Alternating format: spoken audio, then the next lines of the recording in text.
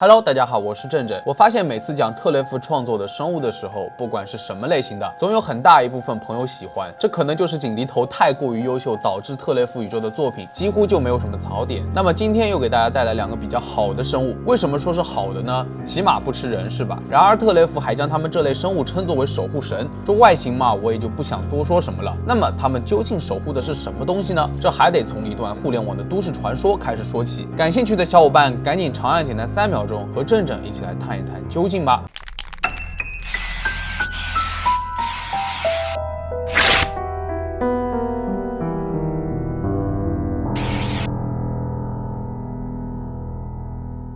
有一个人在互联网上描述了自己家里出现的超自然现象。据说他在上一次搬家之后，家里就出现了奇怪的情况。他发现他买的鸡蛋都慢慢腐烂了，甚至有一个蛋自己裂开了，但是蛋里面也不是小鸡，他就觉得非常迷惑。在这段时间里面，外面的鸟儿还一直飞到窗户上面，不知道代表了什么意思。更奇怪的是，他一直半夜3更惊醒，然后发现自己身上有像被击啄的小伤口。他可以保证自己醒着的时候根本就没有发现过这些伤口的。那么这到底是什么原因呢？是恶作剧还是说发生了灵异事件？后来就有网友声称，这样的过程一定是鸡鬼所为。随后该生物的照片就像病毒似的在互联网上疯传，网友们称它为 Chicken Ghost， 它也被称作为鸡神，是一个专门守护家禽的小神。虽然它的外形有点瘆人，让人害怕，但据说它本性还算好，很少发动攻击，因为它只负责保卫鸡。从外形来看，它身材高大，身高大约有6英尺8英寸，也就是2米左右，但是体重达到了1.54吨。它全身皮肤发白，2只红色的大眼睛格外的显眼。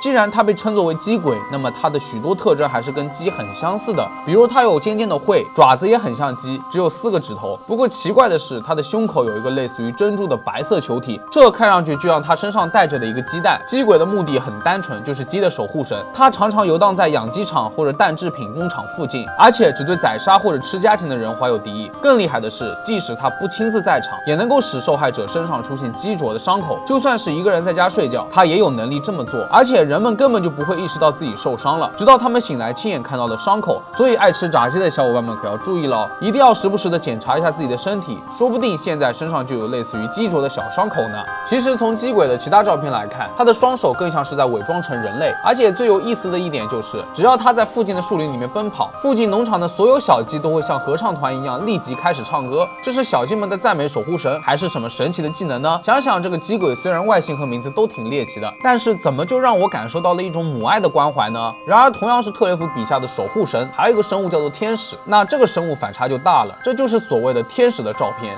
天哪，这难道真的叫天使吗？不过按照恐怖大师的画风，不来点什么骨架肉组织也称不上是艺术了。果然又是一个骨骼生物，头骨就像是裂开过，眼睛鼻子和嘴巴都是黑色的空洞。然而关键是他的胸腔总是一团糟，像是被扭曲了。这个天使还有许多树枝般的触手，胸腔连着这些触手自然伸展。唯一的几张照片我们都能看到天使紧紧地抓着门框站在中间。不过除了照片，特雷弗也并没有透露任何关于天使的传说，也就是说除了特雷弗本人之外，没有人知道为什么天使老是喜欢扒着门框。那么作为守护神，他在守护着什么呢？正正觉得天使的触手也挺像是一个蜘蛛网的，如果有人敢去冒犯他，他可能就会通过他的触手发动攻击。但是他扒着门一副很拽的样子，感觉就是在玩鬼屋的时候某个人扮演的 NPC 站在一个门后要吓你的那种感觉，反正有点中看不中用。特雷弗也没有说别的，可能就是想给我们留点想象的空间。那么好了，本期视频到这里就结束了。关于守护神，我们通常都会联想到人类的守护神，但是凭什么这个世界上只有人类才配有守护神呢？因为人类说到底还是喜欢以自我为中心的。话虽这么说，但是毕竟人类的文明就是这么建立起来的，几千年上万年的也真的是不容易。不过假如这个世界上还有猪啊牛啊羊啊这类的守护神，那么人类可能真的要变成素食主义者了。所以各位爱吃肉的小伙伴们，你们怎么看呢？好了，如果你们喜欢本视频的话，也别忘了点赞、收藏、加关注。我是正正，那我们下个视频再见吧。